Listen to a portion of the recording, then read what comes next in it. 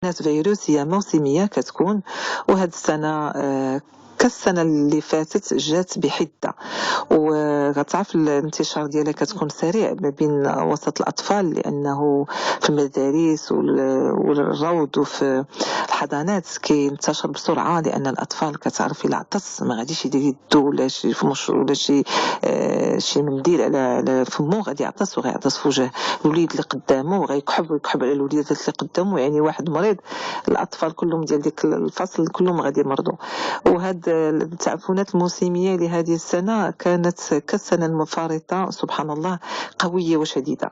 هذا رجع للطقس المناخ ولا رجع للفيروسات اللي كثرت ولا رجع له الفيروسات كانت دائما وكانت ناتج اللي اولا احنا ديك الاطفال ولينا كنحطوهم في سن مبكر في الحضانات وفي المدرسه، فبالتالي كيكون ديك انتقال العدوى تيكون كثير، لكن تدفعوا الثمن يا دكتور. واللي تدفع الثمن هو الطفل الرضيع الصغير اللي تيكون في البيت وعنده خوه كبر منه ولا اختو كبر منه. هذاك الوليد اللي كبر منه كيمشي للمدرسه كنقول لهم انا كيتقداو ديك الفيروسات وكيجيبوهم قلب الدار، كيجيبوهم ليفريزون ا دوميسيل كيف كنقولوا، كيجيبوهم الوليد فرحان بخوه ولا بختو يبوس يعنق صافي دوز له الفيروس. كنلقاو ان اطفال صغار، انا هذا الاسبوع شفت اطفال رضع، اطفال عندهم قل من شهر قل من شهر بفيروسات حاده. وهذا الفيروس ملي تيجي تيقيس القصبة الهوائية كيعطي واحد الالتهاب حاد في القصبة الهوائية، فالمستمع يتصور راسو الرية ديال الوليد عنده 6 شهور قداش في الكف ديال يدك يلاه تهزها، وهذوك وتيشوف الخنونه اللي خارجه من النيف، دوك الافرازات اللي خارجين من الانف بحال هذوك الافرازات كيدخل للريه، والقصبه الهوائيه ديال الريه شو كيحط شعيرات وداخل فيها دوك التناخم كيغيتنفس. هذاك الولد ما يمكنلوش يتنفس مزيان، داكشي علاش كيكون عندهم ضيق في التنفس، كيكون كيصفر الصدر ديالهم وتيكون عندهم اختناق نسبه الاكسجين، تنقص نسبه الاكسجين عند بعض الاطفال منهم، والكبار كيكون اقل حده ولكن حتى هما بحده لان الرئتين ديالهم صغار، النفس والقصبه الهوائيه رقيقه. دكتور ابتداء من اش من سن عند وليداتنا تنبداو نشوفوا هاد العلامات انا وهاد قلت لك الاعراض؟ اي سن نقدر مولود يلاه تزاد يتعفن يوصل له هذاك التعفن، حيت هذاك التعفن كيوصل للقصبه الهوائيه، فيروس دخل القصبه الهوائيه يمكن له يدير هذاك المرض. كنسميوه البرونكيوليت. البرونكيوليت هو التهاب هذاك القصبه الهوائيه الصغرى اللي هما لي برونكيول ديال الرئتين. كتفق معي دكتور ان المناعه ديال وليداتنا ولات ضعيفه بزاف وحنا سبب فيها، حنا من اولياء الامور بسبب قله تغذيه، بسبب بزاف الامور والعوامل. نقدروش نقولوا مناعه نقصات، ولكن نقدروا نقولوا انه اللي الوسائل اللي كتساعد في المناعه نقصات، منها التغذيه ما هيش متوازنه، منها انه قصد الراحه والنوم ما بقاش يتخاد، منها انه المسائل اللي الاطفال كيمشيو بكري مبكر.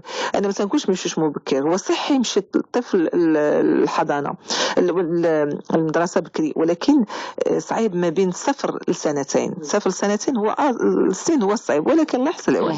كاين اللي ما عندوش اللي كاب الولاد اللهم في ديك الحضانه ولا في البيت عند واحد المساعده ولا شي حد اللي غادي يتكرفس على ديك الوليد. انا متفق لا اجد في ذلك حرج. طيب دكتور، حنا في هذا الموضوع ديال اليوم قلنا انه مع الظرفيه اللي حنا كنعيشوا مع المناخ اللي شويه صعيب والله يرحمنا كنبدا امطار الخير يا رب، فكنقولوا ان هي فرصه كتنتشر فيها الفيروسات بزاف، كبار وصغار كلشي كيتعرض.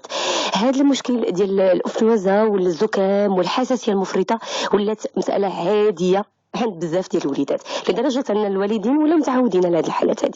شنو رايك انتم كاطباء في هذا المجال؟ الحساسيه اللي ولات منتشره، هذه حساسيه منتشره، كنت عرضت عليها في تكلمت عليها في واحد حلقه تلفزيونيه لواحد البرنامج، انه عندها علاقه اللي تنسميوها ليبيجينيتيك، يعني تاثير البيئه على الجينات ديالنا، الوراثه ديالنا. هذاك تاثير البيئه تاثير كيقدر يكون ايجابي او سلبي. ايجابي كيحمي من الحساسيه، وغير ايجابي كيسر الحساسيه. دابا كنلقاو اطفال عندهم الحساسيه ووالديهم ما عندهمش، ولكن تجي تلقى الجد او الجده كانت اما تدخن او هي عايشه في واحد الجو ملوث، او هذاك الام ديال هذاك الطفل ما عاش ظروف حياه طبيعيه، يعني ما عمرها مشات مثلا الباديه، ما شافتش. عندنا شي حوايج اللي هما كيعاونوا في المناعه، اللي هو التغذيه مزيانه للام، ولينا كنفتقدوها يا دكتور. حيت الام دابا كنشوفوا بطبيعه الحال. دابا شوف كريمه، ديال انتيا كتاكلي ليا الهامبرغر وكتاكلي ليا الفاست فود وكتاكلي ليا الاخ معنا في التغذيه، غادي خصو يتطرق لهذه المسائل، وما كتاكليش ليا الخضر والفواكه. ولدك ولا بنتك وانت مازال ما ولدتيهمش غادي تاثري فيهم سلبيا وما غيبغيوش ياخذوا الخضار والفواكه. كتاثري في لو غو الذوق الغذائي ديال الابن ديالك والذريه ديالك، كتاثري فيها.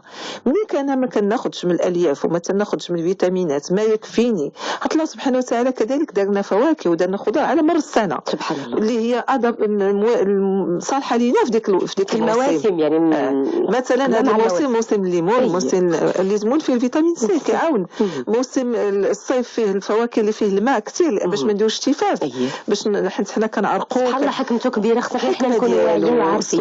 سبحان الله. فحنا بدينا حنا كبشر بدينا كنفهموا بالنسبه في شي حوايج وكنغيروا في الاسلوب العيش ديالنا. حتى الاسره ديك الضيقه عايش في ابارتمون صغيره، ماشي بحال البيت الكبير الواسع، كان مهوي بطبيعه الحال. دونك بالنسبه لي زكريا ناقصه. نعطي مثال، جبتي الحساسيه ماشي شغلي، انا جبتيها انا غادي نتكلم فيها. خنخرجوا من الموضوع كريمه، ماشي شغلي. واحد عنده سميه ولا لا، ما عرفتش علاش كنقول كريمه، معليش انا عندي المشاكل في الاسماء، معليش انا كنقلب في كريمه كنحس شديت. انا الحساسيه في بعض الاحيان كيكون الاباء هما اللي مسبين فيها. واحد كيفيق من النعاس الصباح، الام كتفيق وهي خدامه، ما عرفتش سميه واش انت عندك نفس المشكل؟ تفيقي في الصباح، تفيقي في الصباح تهزي وليداتك تسدي الدار وتصوبي الفراش وتمشي.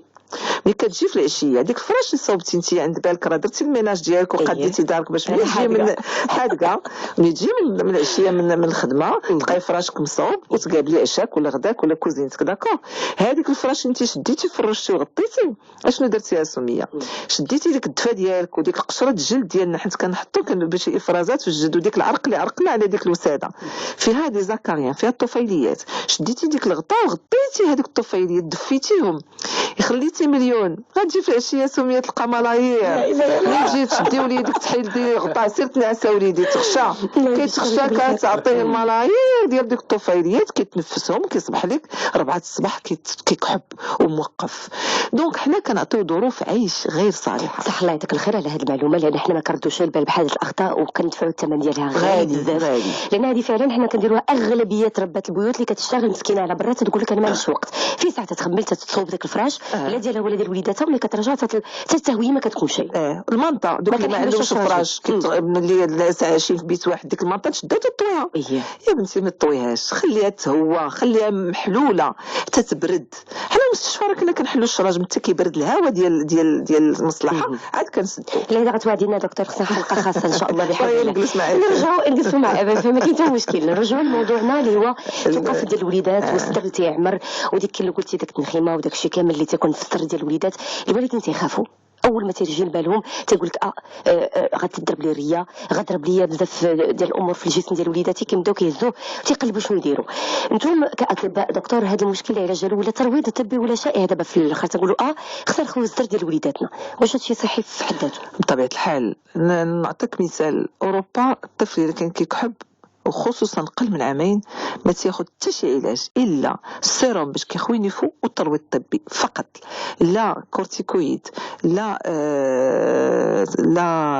سيرو الكحبه، لا انتيبيوتيك، حتى حاجه من هذا الشيء. حنا في المغرب سبحان الله ملي تنقولوا لواحد الام نديروا الترويض، ماشي راه الناس في الميدان الطبي وكيخافوا من الترويض. علاش؟ لانه هو التربيض ملي كتحضري الحصه كتخلعي كتشوفي الوليد كتشدوا واحد المراه ولا واحد الراجل اختصاصي في ديك الميدان وكيشد له ديك السدير صغيور وكيبقى يبغش فيه وكيجيفو باش يكحب. كتشوفي ان ولدك كيجيف واحد السيد وواحد السيده، يعني الغريزه الام كيتخلع منه. كتكون امام الام ولا الاب؟ بعض المرات كيكون امام الام والاب، بعض المرات احيانا كيقول الام غير خرجي خلينا نتكلفوا. المهم حسب طريقه العمل ديال كل واحد. كل واحد عنده طريقه العمل ديالو. كاين اللي كيشارك الاباء وكاين اللي ما كيشاركهمش كيشتغل بوحدو. في ديك اللحظه ملي كيشوفوا الاباء داكشي كتخلعوا، وهو كنقول لهم ما تخلعوش، شوفوا اشنو خرج لكم من صدر ولدكم، شوفوا اش خرج ديك التناخم، شوفي تصوري ديك التناخم وديك الصدر فين كانت. دونك ما يمكنش هذاك. وحنا مزيان لينا حنا لان ملي كنشوفوا الافرازات البيضين كنقولوا هذا الولد ولا هذا البنيه ما محتاجش المضادات الحيويه لي زانتيبيوتيك. الا خرج ديك الشيء خضر في الحين كخصنا نخرجوا لي زانتيبيوتيك مضادات حيويه واخا ما عندوش سخانه، لان كاين تعفنات داخل الرئتين ديالو خصو يداوى بمضاد حيوي. هاد الاعراض دكتور كتجيب السعله قويه، السعله كتجيب ضيق التنفس. ياك شنو عاوتاني اخر ارتفاع الحراره؟ بعض المرات كيكون ارتفاع الحراره، بعض المرات ما تيكونش، غالب الاحيان كيكون. من بعد كيكون سيلان الانف، بعض المرات ما تيكونش، مي كتكون كحبه ناشفه، كحبه واحد الكحبه صغيره وناشفه. ومن بعد كيولي الدري ما كيتنفش مزيان، كيولي الصدر ديالو كيطلع وهبط وما كيتنفش مزيان ولا كيصفر. هنا خص ضروري اسراع بالطبيب يشوف بالطبيب المستشفى المصحه. المهم الطبيب الاختصاصي يشوف الطفل باش يشوف واش هذاك الولد هذاك الرضيع ولا هذاك الوليد يكون كبير. هذا الشيء راه كيقيس حتى الدراري عندهم حتى 8 سنين. دابا العدوى وصلت لجميع الاعمار باش يشوف واش كاين واش كيصفر هذاك الصدر واش عامر بزاف. في ديك الحين ديك الساعه تيخص نديرو الترويض الطبي او ما نديروش. ما كانش عامر الصدر بزاف ما كنديروش الترويض الطبي، يعني القرار كيرجع للطبيب. ترجع للطبيب ولا ما يديروش. في حاله الا كانت تاخر الوالدين مثلا ما داوش الوليد في وقت مبكر واستعمر، هنا واش الترويض كيقدر يفيد؟ بطبيعه الحال بالعكس تم الترويض. بعض المرات كنحتاجوا 2 حصص في اليوم. 2 حصص بعض المرات في اليوم اذا كان عامر. حيت شوف السميه ما قلتش كلمه لا قول لي حسن جدا برافو عليا. دونك شوفي النيف ملي كيكون سيلان في الانف خارج راه بحال هكا كيكون في الصدر لداخل. دونك ملي كتخوي ديك النيف كيعاود يعمر. ملي كنخوي ديك الصدر بالصباح راه عاود العشيه كيعمر. حيت عندنا واحد الظاهره كيقولوا هذه الاباء تيقول لك تيقولوا لنا الترويض الطبي خايب صعيب، حيت اللي دار الترويض الطبي كيبدا ديما يولفوا يبقى يديروا. انا هذا سؤال كنت غنطرحه لي انا غنجاوبك عليه. خصنا نفهموا ان الوليدات اللي كيعمروا بزاف الصدر ديالهم كيكون عندهم شويه الحساسيه. علاش؟ حيت هما اكثر من الاخرين كيعمر لهم صدرهم. حنا كناخذوه كعلامه ان هذاك الولد ولا ديك البنيه راه غادي عنده طيغان الحساسيه، يعني قابليه باش يدير الحساسيه ولا باش يدير لازم او هو اصلا عنده الحساسيه. فبالتالي هو كيعمر له صدره اكثر من الاخرين وفي ظرف وجيز وكيتكرر. ديك الشيء علاش هما ملي كيشوفوا واحد كان دار واحد النهار الترويض كيبقى يديروا. ولكن الترويض غالبا كيعلم الوليدات كيفاش يطلعوا التناخم. هذا هو الفائده ديالو في التمارين. يعني كياخذوا هذاك لا ماشي تمارين. هو راضي ما كيعرفش بقوه ما كيتعلموا كيف كتورك ليه على ديك البلاصه اللي كتطلع التنخيمه تيولي هو من بعد ملي تيكبر شي شويه غير مثلا اولا فرصه اخرى جاتو عاوتاني هذاك الالتهاب في القصبه الهوائيه كيبدا يكحل وكيخرجها وكيطلعها وكيردها كيتقيها. داكوغ. دونك هذاك الترويض الطبي شيئا ما كيبدا هي لوليداتنا باش يتعلموا يخرجوا يخووا الصدر ديالهم بوحدهم. طيب دكتور منيل اخصائي طب اطفال، حنا اليوم موضوعنا كيف ما قلنا كيتزامن مع الظرفيه، ولان كاين بزاف ديال الناس ملهفين وباغيين يعرفوا يعني المعلومه الصحيحه من عند اهل الاختصاص. وحنا اليوم نبينا لهم الطلب. مرحبا بكل المداخلات ديالهم على ارقامنا 0522 30 30 00 او رقم ثاني اللي هو 0522 31 33 33، لان صحه وليداتنا من صحتنا حنا ياك دكتور.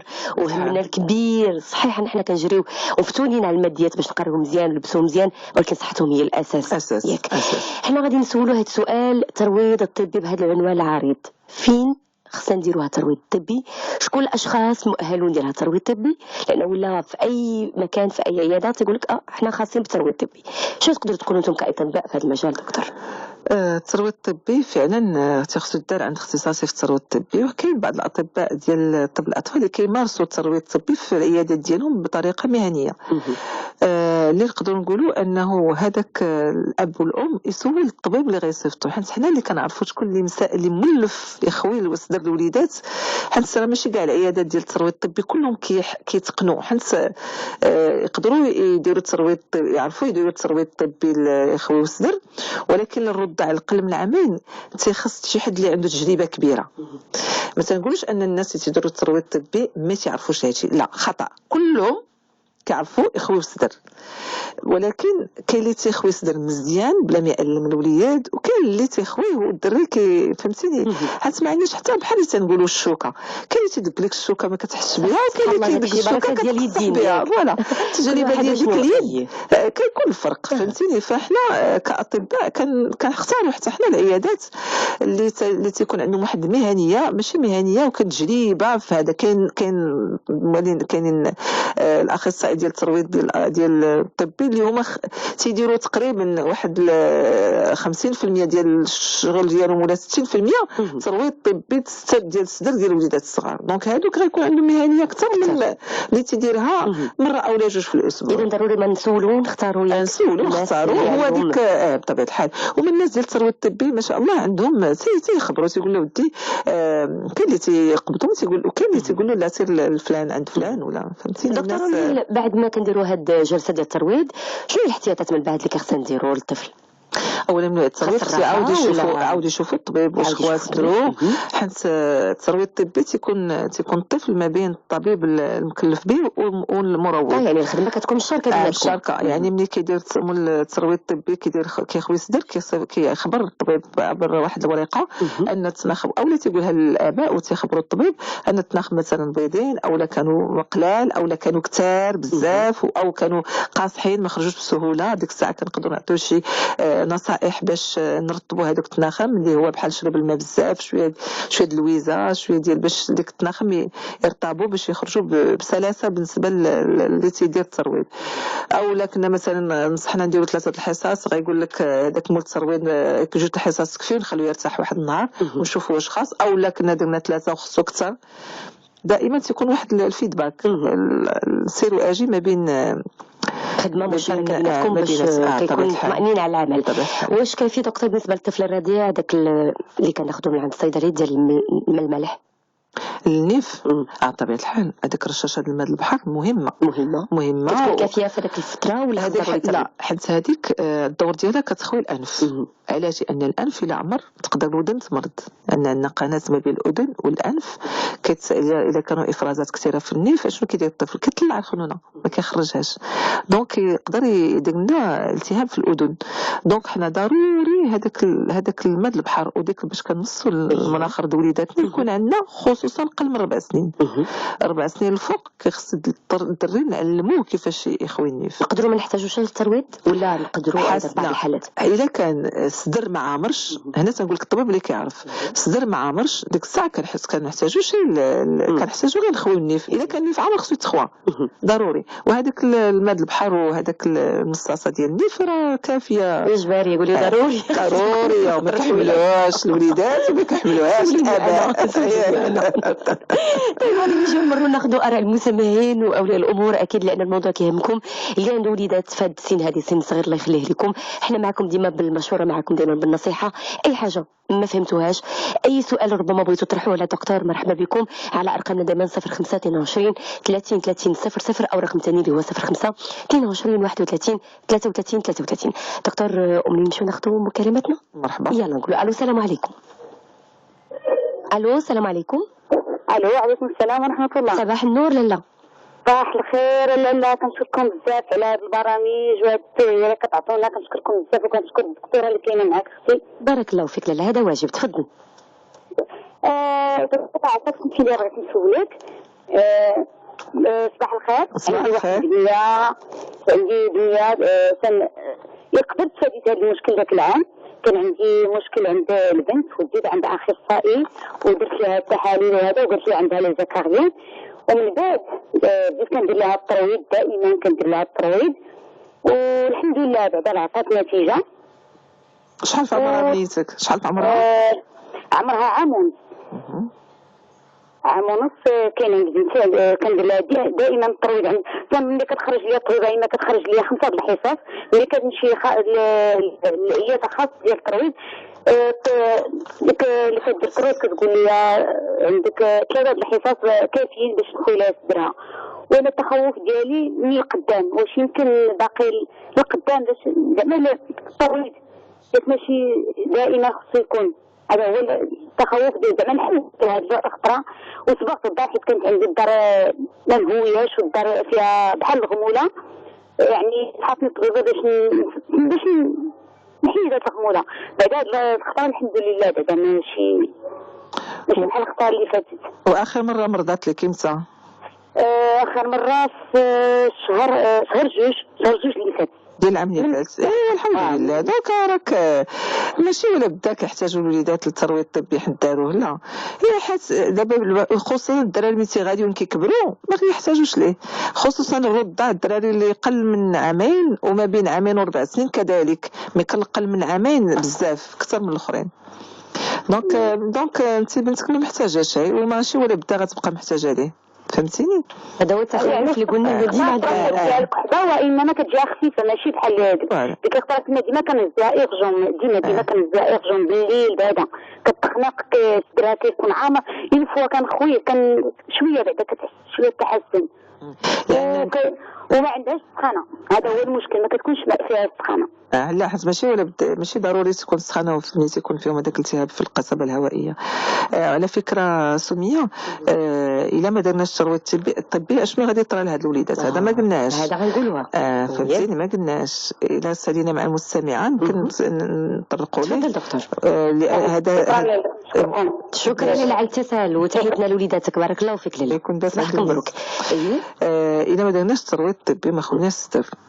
كاين بعض البلايص في القصبة الهوائية في الرئتين، بعض الأنسجة يقدروا يكونوا ما بقاوش يتنفسوا مزيان، يعني يقدروا يكونوا بحال تنسميو لي زون نون ايري، يقدر يتخنقوا ويقدر يدير لنا من بعد الالتهابات اللي بقاو مزمنه في ديك الرئتين.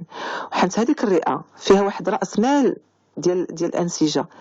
الرئه ديال مدينتك سميه شتي قديداش صغيره، والرئه ديالك علاه قد لا خاصها توصل لديك الحجم ياك. باش توصل لديك الحجم خاصها تكبر، وباش تكبر خصو يكون الانسجه سليمه.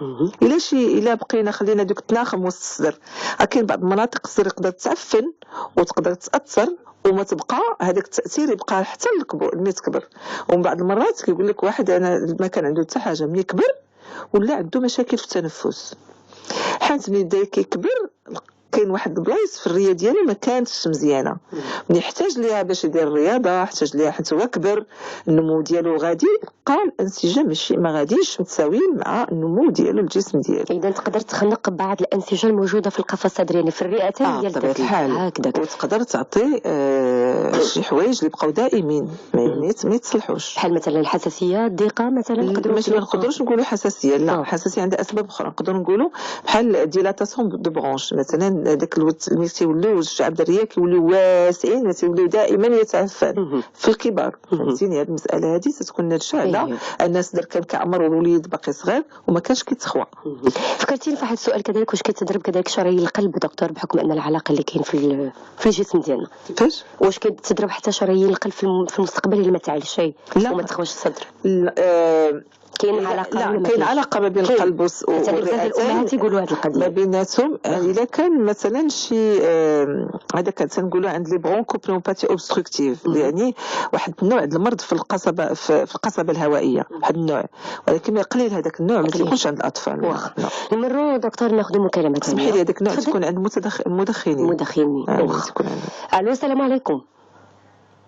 صباح الخير اختي سميه. صباح النور لاله، مرحبا بك. صبحتي لاباس عليك؟ الحمد لله الله يبارك فيك. تفضلي الدكتوره. الحمد لله. الله يخليك. عندي واحد السؤال. عندي الوليد دابا تبارك الله راه كبر، عنده 13 عام وملي كان صغير هو تيجي ليا تيمرض بزاف، دائما الكحبه، دائما مخنوق. ولكن هذه القضيه ما عمري انا درت ليه الترويه ديال الصدرو، تندي عن طبيب تنشري ليه الدواء تيولي لاباس. ولكن تيدوش واحد المده عاوتاني شهر شهرين عاوتاني كيتخلق.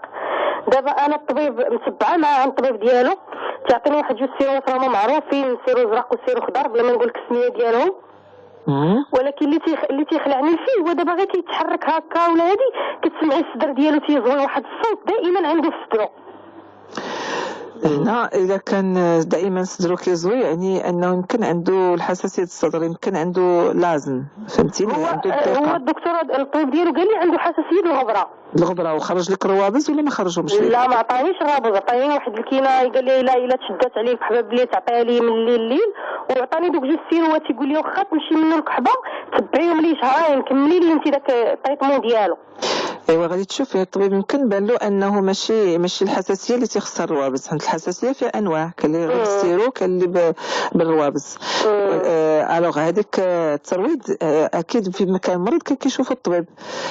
الا الترويض ما كيعطيكش الترويض لان اكيد انه شاف صدر ما عمرش.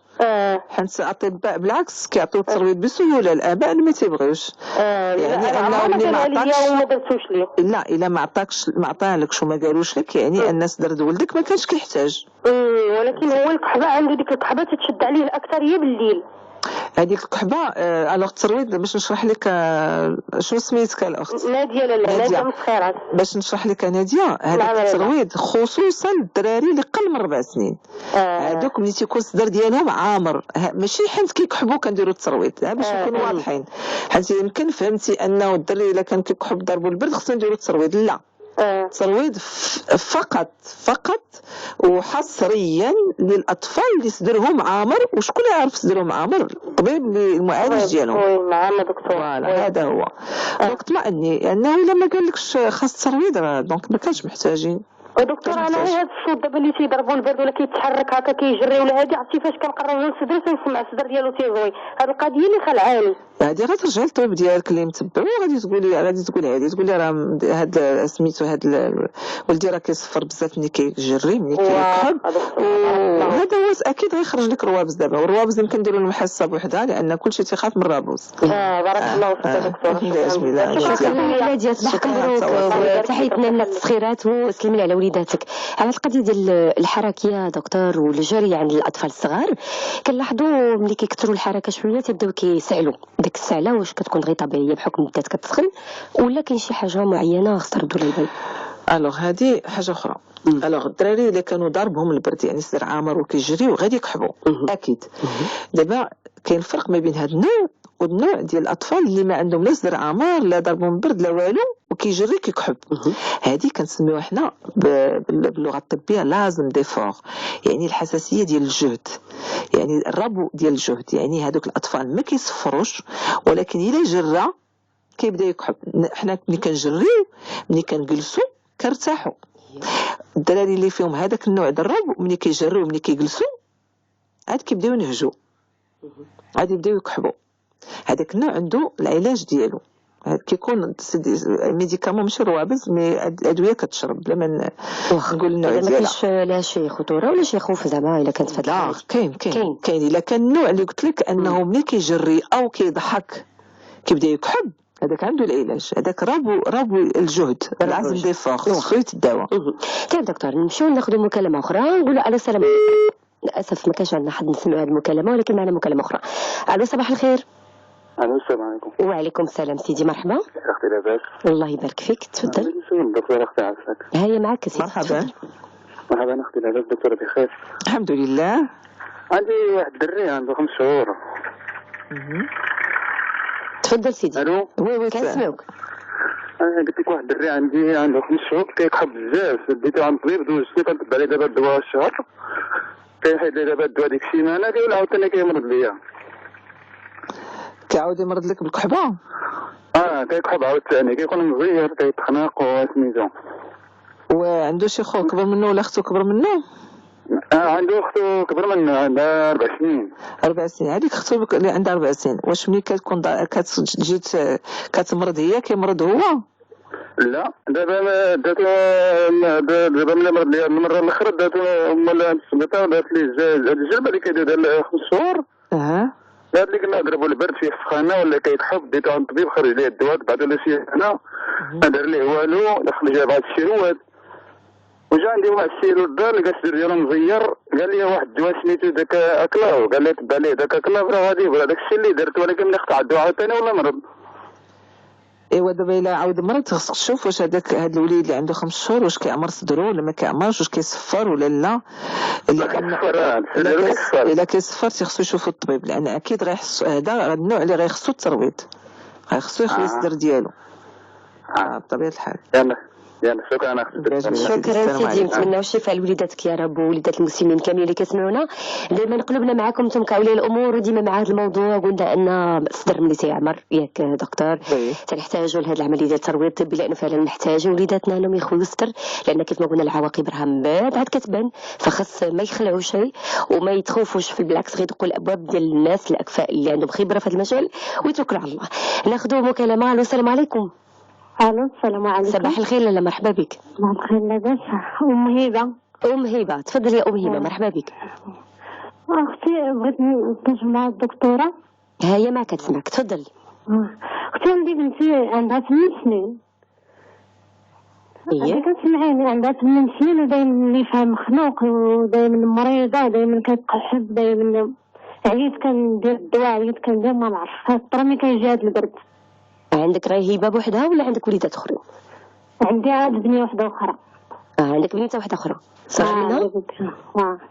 بنيته وحده اخرى وهذه اللي كتخنق دائما اللي فيها مريض دايما وعندها حناها مريضه بعدا بالصدر كتدخل تحتها داك الشيء قلت واش كيعدي هذا الشيء ولا كيفاش مريضه بالصدر؟ مريضه بالحساسيه ولا صدر يعني؟ حناها مريضه بالحساسيه وكتدخل تحتها راه كيعرفها الحساسيه اولا بزاف وكذا ما عرفتش واهم حنا عندها الحساسيه. لا الحساسيه ما كتعاداش بنتي ما كتعاداش الحساسيه. وهبه 8 سنين خصنا نفهموا واحد القضيه ان وليداتنا 4 سنين الاولى د المدرسه. شحال من عام دوزات المدرسه؟ العام راه تقرا في الثالث. لا شحال هذا العام الثاني الثالث ديالها في المدرسه؟ الثالث هذا العام الثالث في المدرسه. غتكوني لاحظتي ان قبل ما تدخل المدرسه من هذه 3 سنين فاش بدات كتمرض لك بزاف. من هذه 3 سنين بقات كتمرض بزاف وكتخنق ودابا بعدا راها مريضه. انا غنشرح لك. والسخانه والحلاقه دايما انا غنشرح لك. نشرح لك ام هبه. الوليدات ملي كيدخلوا المدرسه 3 سنين الاولى د المدرسه كيكونوا كيمرضوا بزاف مره او جوج في الشهر لانهم ملي كانوا في الدار ما كانوش كيتلاقاو مع وليدات اخرين باش يتلاقاو مع ميكروبات مع فيروسات جراثيم جديده ما كيعرفوهاش. فاحنا كيفاش هاد الوليدات غيديروا المناعه ديالهم وغادي يبداو يحميو نفسهم الا ما كانوش كيتلاقاو مع فيروسات ما كيعرفوهمش وجراثيم ما كيعرفوهمش.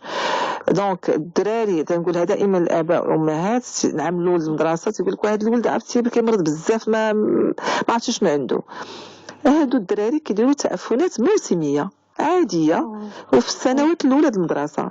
العام الجاي او عام على عام كيقلوا من المرض حتى تيوليو في العام الرابع تيوليو ما تيبقاوش يمرضوا. داكشي علاش الدراري ديك المدرسه اللي يدخلوا لها في 4 سنين من 4 سنين ل 7 سنين او من 3 سنين ل 7 سنين مهمه. كيمرضوا ملي كيوصلوا للسنه الاولى باش يبداو يديروا التمارين وداروا هذا كيوليو تيركزوا اكثر يعني ما بقاوش يمرضوا بزاف. ام هبه التغذيه ديال بنيتك شويه كتاكل؟ كنت شويه الماكله ما كتاكلش ضعيفه وانا ضعيفه كتوجعني ركابي وجعني ظهري دائما كتشكى. ايوا هي عندها حوايج اخرين اللي كيساعدوا في هذا انها تمرض بزاف من غير المدرسه. انا اول حلاقه كيشدوها دائما. ايوا الحلاقه الا كانوا كيشدوها بزاف وحلقمها كبار شوفي مع الطبيب واش النوع د الحلقم اللي غيبقى ولا خصهم يتحيدوا. هادشي كله تتناقش مع الطبيب ديالها اللي ما تخليش بنيتك هكذاك سير استشير مع الطبيب يشوف الحاله ديالها الصحيه ويطمئن لان كاين بزاف ديال الحوايج ترددنا انا ومن بعد قلتي ضعيفه شهيتها ناقصه ما كتاكلش وديما مريضه هذا كيستدعي تساؤل كبير ياك دكتور. الله يعاونك لاله وشكرا لك. كنشكر بارك الله فيك الله يخلي لك بنيتك وحنا معكم ديما مستمعاتي ومستمعينا اي حاجه دائما تنقولوا تقالت عليكم وخففت على اذاعتكم ام اف ام، ومرحبا بكم في اي وقت الله يخطيك. نمروا الا كانت هناك مكالمه جاهزه ناخذوها، ودائما على رقمنا 0522 30 30 00 او رقم ثاني اللي هو 0522 31 33 33.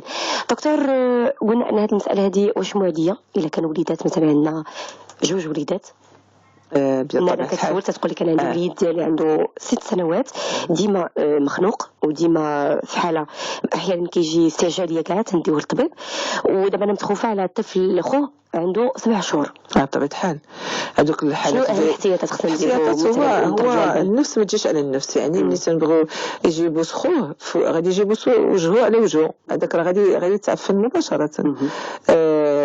يدخل الغرفة اللي كاين فيه خوه الصغير وعنده 7 شهور، يدخل يلعب فيها ويكحل ويتنفس، هذه كلها فيروسات غيتنقلوا الخو الصغير، والام راه كتنقل من الولد للولد. ما تنساوش هذه القضيه، ملي كتبوس ولدها وهو مريض راه كتدخل ديك الفيروسات في الحلق ديالها وعاد تعاود تجي ترد ولدها ولا تخرقو ولا كتنقل. الام حتى هي وسيله انتقال العدوى من الطفل للطفل. يوسف اب كيقول لك واش مفيد نديروا الرياضه لوليداتنا في هذه الحاله هذه ملي كيكونوا التنفس ديالهم شويه تيتوقف وكيكونوا كثرت هاد اللي كنقولوا هذا الموضوع ديالنا ديال اليوم، الصدر تيكون عامر، التنفس عندهم قليل، واش مفيده لهم الرياضه نقدروا نعاونوا بها؟ ملي براو بطبيعة الحال الرياضة مهمة، والرياضة بالنسبة للأطفال اللي عندهم الحساسية مزيانة، والرياضة بالنسبة للأطفال عموما هي جيدة. حنا ما عندناش ثقافة الرياضة مع الأسف، حنا في المغرب ما عندناش ثقافة الرياضة، يعني نشدوا وليداتنا نمشيو نمارس شي حاجة ولا نمشي أنا وليداتي ولا أنا نسجلهم في واحد النادي ونمشيو ليه. حنا هذيك الثقافة ما عندناش.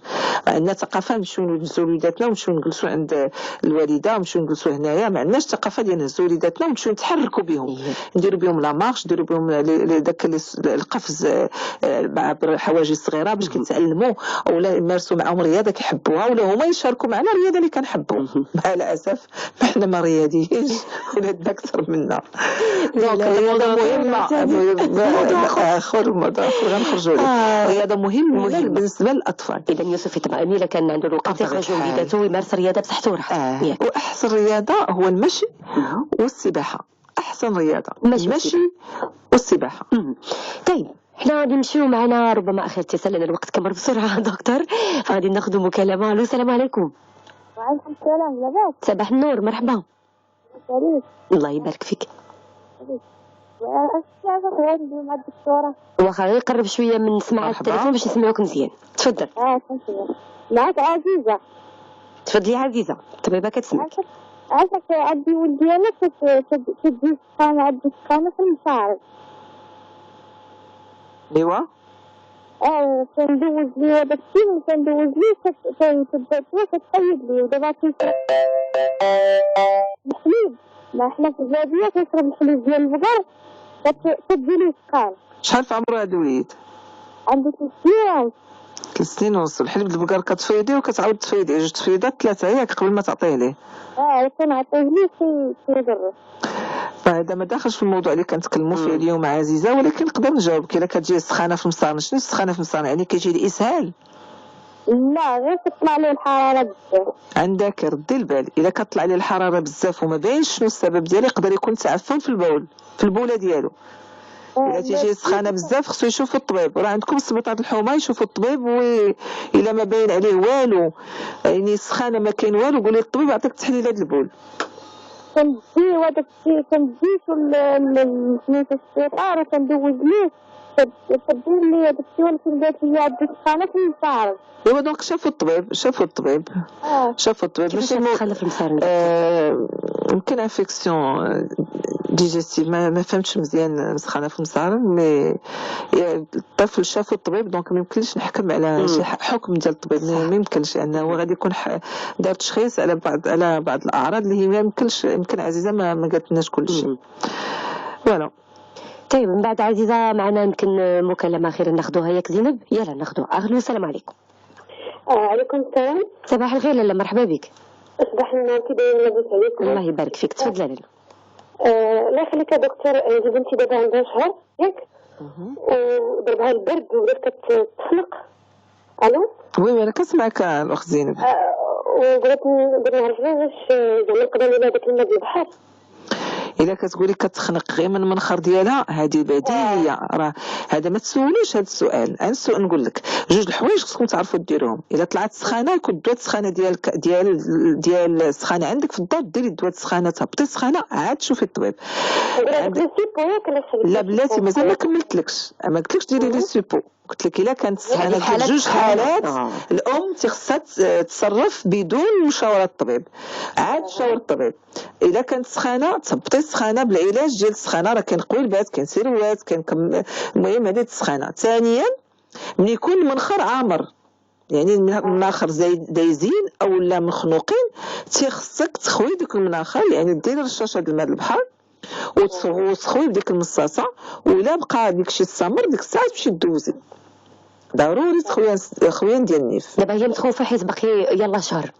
لا تقدري الوغ شهر تقدري ديري غير دوك القريبات ديال السيغوم وتقدري ديري رشاشه، ولكن الخويا كيكون بشويه، ما تدخلش ما تمسيش بالجهد. ندير غير الكوطونتيج. لا ما ديريش كوطونتيج نهائيا نهائيا. ديري ديك المصاصه مش بيبي، ولكن مش بيبي تمصيه بشويه بشويه. باقي صغيره. باقي صغيره وديري هذاك القريبات ديال السيغوم. واخا شكرا. وبالنسبه للحراره دابا هي الشيبون نديرها ولا تقدري باقا صغيره يعني زعما لا حفظ طلعت لها الحراره؟ الا طلعت الحراره بطبيعه الحال كاين القويلبات اللي هما داك ديال السن ديالها بيان سور، لا في الحجم ولا في القياس ديال الدواء. واخا شكرا. نجمي والله يعاونك على بنيتك يا رب، اللي المسؤوليه ماشي سهله. شهر بقى بيبي صغير تقيسي كيتخوف عند الامهات. طيب دكتور، يمكن وصلنا لختام حلقتنا. انا ما سخيتش بك لان فعلا هاد نصائح مفيده ورائعه كتهمنا كاولياء الامور، كتهمنا كامهات، كتهم صحه وسلامه وليداتنا اللي كنتمناو يكونوا ديما بصحه جيده. وهذا هو دورنا، دور الاعلام، ان هاد الناس هادو كاملين كيف ما لاحظتي بزاف الامهات ما عارفين شيء. فكخلاصه نقدروا نخرجوا من موضوع حلقتنا ديال اليوم دكتور، اصدر العمر وداك ضيق التنفس وداك الاختناق شديد وديك التنخيمه اللي كتكون كثير عند الوليدات، والترويض الطبي قلنا انه مفيد بزاف ما علاش يخافوا. تفضل دكتور، ربما انت ادرى تقول لنا ختام. انا اللي بغيت نقول هنايا الاخوان المستمعين الكرام هو انه الترويض الطبي هو وسيله علاج تعفنات في الصدر، وسيلة علاج التهابات رئوية عند الأطفال الصغار اللي قل من 4 سنين، وكنستعملوها حتى لأكثر من هذاك السن. يعني ما يترددوش يطلبوها من الطبيب ديالهم، وما يترددوش حيت كاين بعض الأطباء تيبان لهم خاص يدير، ولكن تيقولوا نحاول ندير انا التخطيط قبل ما نوصل. كاين بعض، ولكن اغلبيه الاطباء ملي كينصحوه ما تقولوش لا، قولوا نعم، وسولوا الطبيب ديالكم عند اش من الطبيب ديال الترويض